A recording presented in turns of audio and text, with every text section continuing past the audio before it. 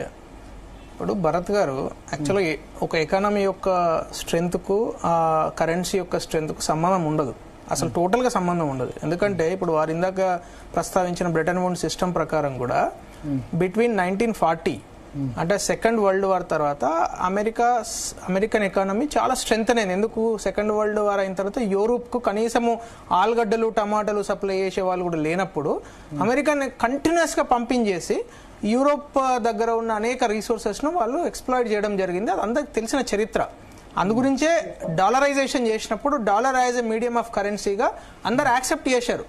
ఈరోజు మనం చూస్తున్న 90 రూపాయలు కావచ్చు, 85 రూపాయలు కావచ్చు, దానికి ఇండియన్ ఎకానమీకి సంబంధం లేదు. ఎందుకు లేదు అంటే just 1.5 monthలో $10 billion foreign portfolio investors pull-out చేశారు అమౌంట్ను. ఇప్పుడు డిమాండ్ అండ్ సప్లై, డాలర్ను ఎక్కువ మంది కొంటున్నారు. ఎందుకు కొంటున్నారు? Let us see first. That is very very important. ఇది ప్రేక్షకులు అర్థం చేసుకోవాలి. 2020-21లో అమెరికాలో ఇంట్రెస్ట్ రేట్ ఎంత? బాండ్ ఈల్డ్ ఎంత? 0.25%. అంటే సంవత్సరానికి కేవలం 25 పైసలు, రూపాయలు కాదు, 100 రూపాయలకు 25 పైసలు మాత్రమే సంవత్సరానికి ఇంట్రెస్ట్ రేటు. అలాంటి 0.25% ఈ రోజు ఎంత ఉన్నది? 5.5%కి వచ్చింది. బాండ్ ఈల్డ్ కానీ American interest, US federal interest rates వాళ్ళు ఎందుకు పెంచుతున్నారు? ఎప్పుడైతే ట్రంప్ ప్రెసిడెంట్ అయిన తర్వాత Trump has decided that American interest rates పెంచడం is the only solution to bring back our investment. ఎందుకంటే అమెరికాలో పెట్టుబడి పెట్టండి. ఇప్పుడు ఆపిల్ సిఇఓను, ఒక్క నిమిషం ఆగండి సార్, మీరు మాట్లాడారు కదా, వినండి. ఆపిల్ సిఇఓని బెదిరించడము, మీరు $500 billion పెడుతున్నారా, లేకుంటే $1 trillion ఇన్వెస్ట్ చేస్తున్నారా అమెరికాలో, లేకుంటే మార్క్ జుకర్బర్గ్ ను బెదిరించడము, ఇదంతా మనం చూసాము. ఇది వీడియోస్ ఉన్నాయి. అంటే నేనేమి కల్పితం కాదు, నేను మాట్లాడేది ఫిక్షన్ కాదు. It is there on video, everything is there.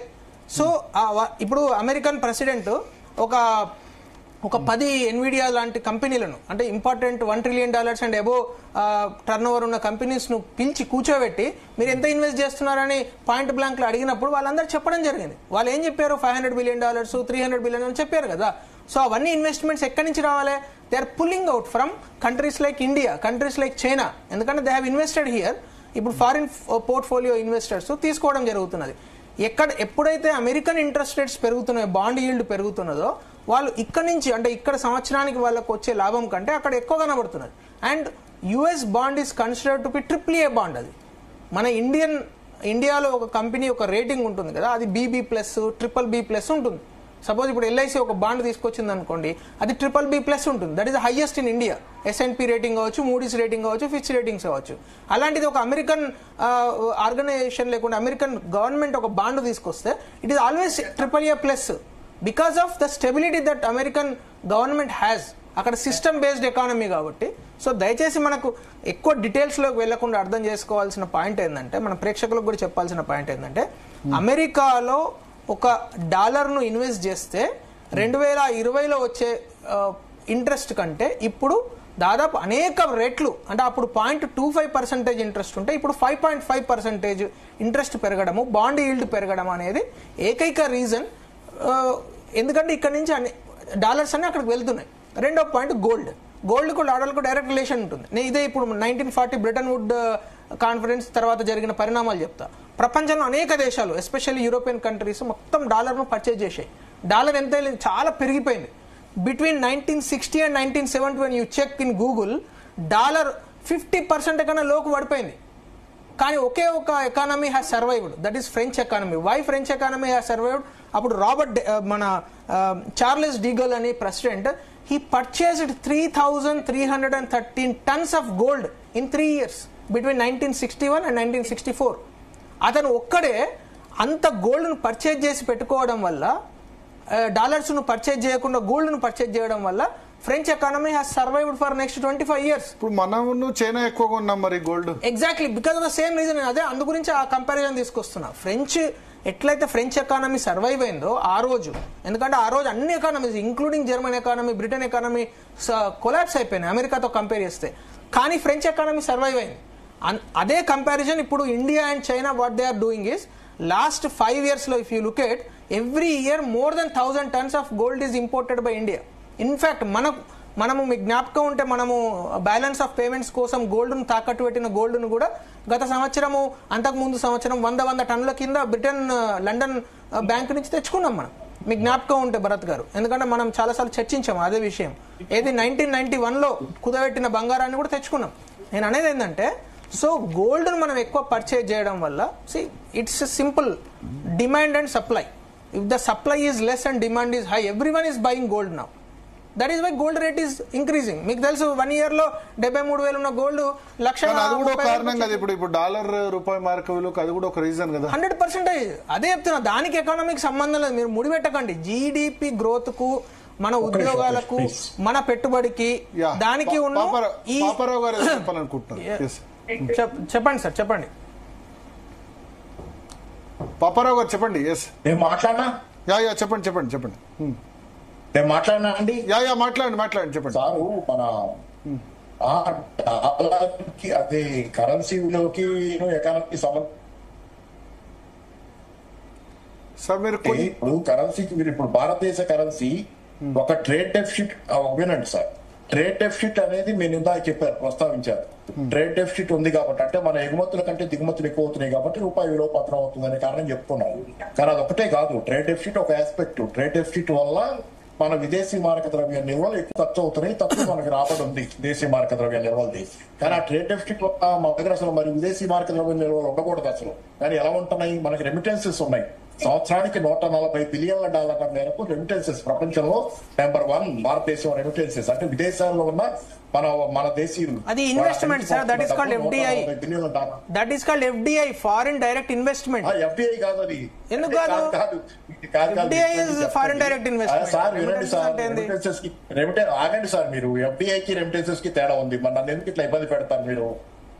నేను ఎఫ్డిఐ వేరు, రెమిటెన్సెస్ వేరు. పెట్టుబడిగా వచ్చేది వేరు, వేరు. రెమిటెన్సెస్ భారతీయులు అమెరికా విదేశాల్లో ఉన్నప్పుడు, దుబాయ్ లోనో అమెరికాలో ఉన్న వాళ్ళు భారతదేశానికి పంపే డబ్బు, ఇక్కడ వాళ్ళ ఫ్యామిలీస్ పంపే డబ్బు కానీ ఏ డబ్బు అయినా వాళ్ళ ఆదాయాలుగా వచ్చిన డబ్బుని ఇక్కడ వాళ్ళ దేశంలో పంపుకుంటే రెమిటెన్సెస్ అంటారు. $140 బిలియన్ల.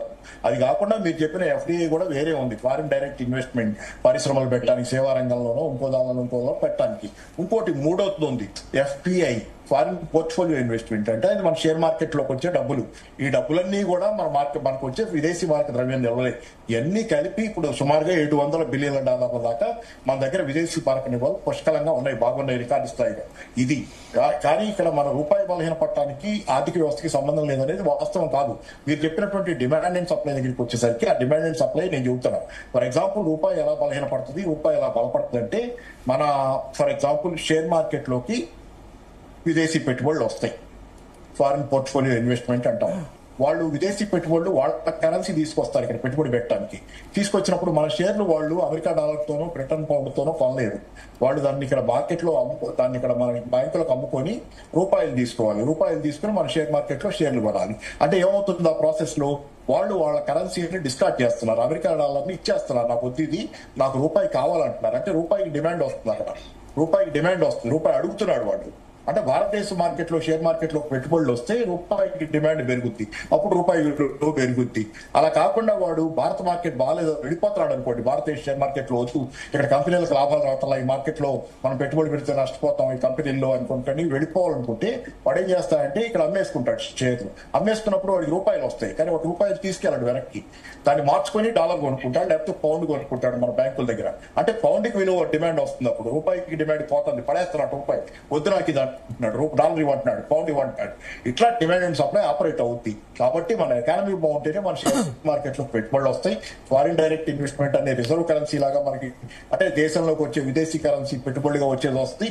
సరే మన రెమిటెన్సెస్ సరే మన వాళ్ళు అక్కడ బాగుంటే వస్తాయి. అలాగే మన ఎగుమతులు దిగుమతులు. పాపారావు గారికి ఒక్క నిమిషం నా ప్రశ్న వినండి.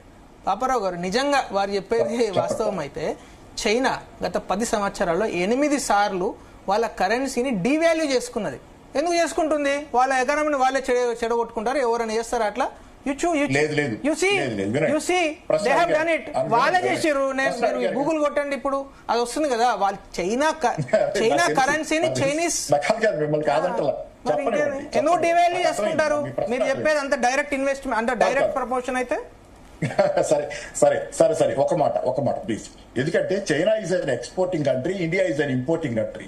మనకి దిగుమతులు ఎక్కువ. అట్లాగా సార్ మీరు డైరెక్ట్ ఇప్పుడు మీరు అన్నదేంది కరెన్సీ పడవేస్తారు, కరెన్సీ చెడిపోయింది, అసలు కరెన్సీ డివాల్యూ అయితే వెంటనే దాన్ని పడేస్తున్నారు, డిమాండ్ అండ్ సప్లై అని చెప్తున్నారు కదా. మీరు చైనా వాళ్ళు ఎందుకు డివాల్యూ చేసుకున్నా చెప్పండి. అదే చెప్తుంటే వినకుండా మీరు మళ్ళీ అడ్డం వస్తే మీరు వినాలి కదా. చెప్పండి సార్. వినకుండా మీరే అడ్డం వస్తే నేనేం చెప్పేది. ఏం లేదు సార్, చైనా చాలా పెద్ద ఎత్తున విదేశాలకు ఎగుమతులు చేస్తుంది, తక్కువ దిగుమతి చేసుకుంటుంది. చాలా పెద్ద ఎగుమతి దేశం, అది ఎగుమతులు చేసే దేశం, దిగుమతులు చేసుకునేది కాదు. భారతదేశానికి మన ఎగుమతుల కంటే దిగుమతులు ఎక్కువ ఉన్న దేశం తన కరెన్సీని బలంగానే ఉంచుకోవాలి. ఎందుకంటే దిగుమతి చేసుకునేటప్పుడు తక్కువ ధరకి విదేశీ సరుకులు రావాలంటే మన కరెన్సీ బలంగా ఉండాలి. ఎగుమతి చేసేటప్పుడు మన కరెన్సీ బలహీన పడితే మనకి ఎక్కువ ఎగుమతులు జరుగుతాయి. చైనా ఎగుమతి చేసే దేశం కాబట్టి తన కరెన్సీ బలహీనంగా ఉంటే వేరే కరెన్సీతో పోలిస్తే ఆ వేరే దేశాల్లో ఇతర దేశాల్లో మార్కెట్లో చైనా సరుకులు చౌకగా ఉంటాయి. ఇతర దేశాల వేరే దేశాల సరుకులతో పోటీ బాగా పడతాయి. దానికోసం చైనా డివాల్యూ చేస్తే చేయొచ్చు. చేయదంటల్లా వాళ్ళకి బలహీనంగా ఉంటేనే మంచిది, వాళ్ళకి లాభం ఎక్కువ. చౌక ఉత్పత్తులు ఇతర దేశాల మార్కెట్ లో. మీరన్న లాజిక్ ఎట్లా ప్రివేల్ అవుతున్నది అంటున్నారు. మీరు అన్న లాజిక్ ఏంది?